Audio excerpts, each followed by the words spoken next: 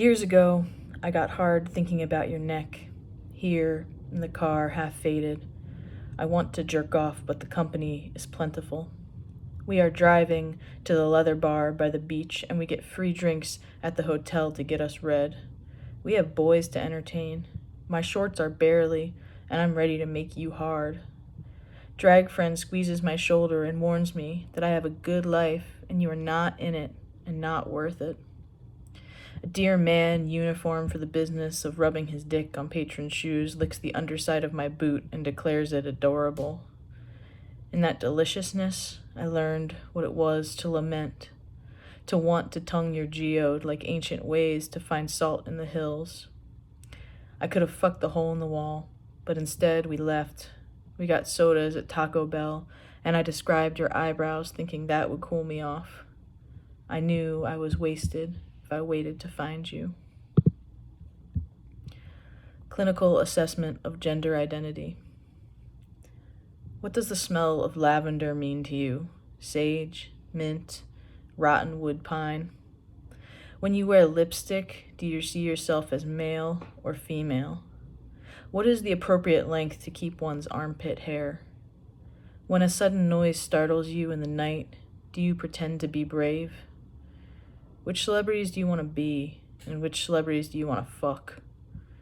If you're tasked to lift a heavy cedar chest, and you found that task difficult to complete, would you let someone kiss your aching forearms?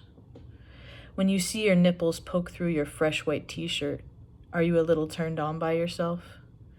Do you wear boyfriend jeans or your boyfriend's jeans?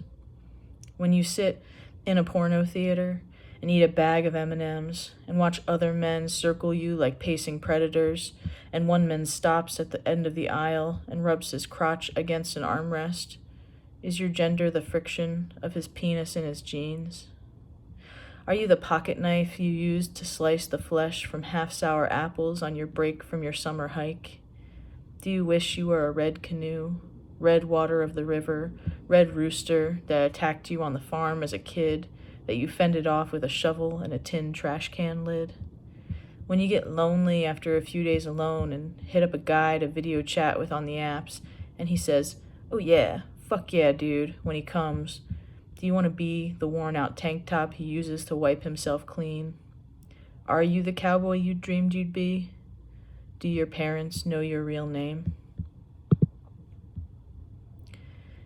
Take this.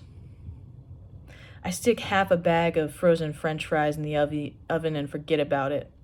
I read old postcards from people I don't talk to, organize my pocket knife collection, dust the piano, and wait for you to text me back. I pulled the batteries out of the smoke detector, so by the time I see the fries, they're burnt into a powdery charcoal. It's unbearable to wait for confirmation that I'm right to lean into your soft parts.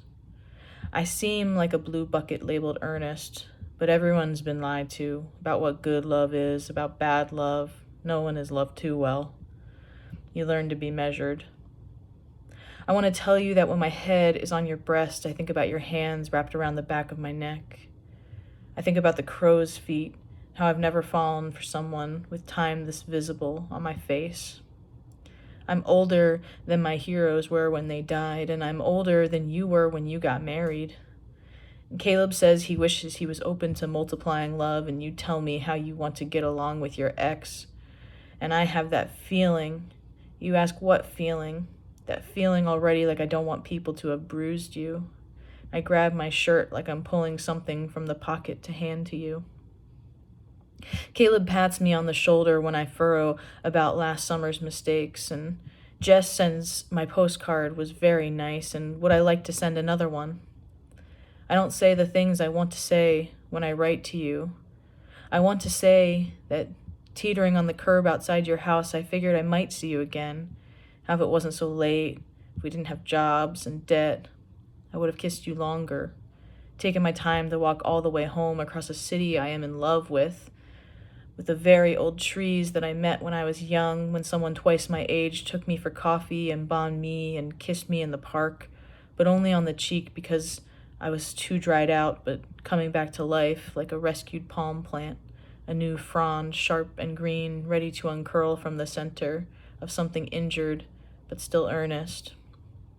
This man says breakups are sadder than death, that he spends the rest of his life not knowing what the love is doing, the things they've learned, the trees they've fallen in love with, the book that made them cry so hard they almost puked. I think he's wrong, but I'm telling you this because I know you know.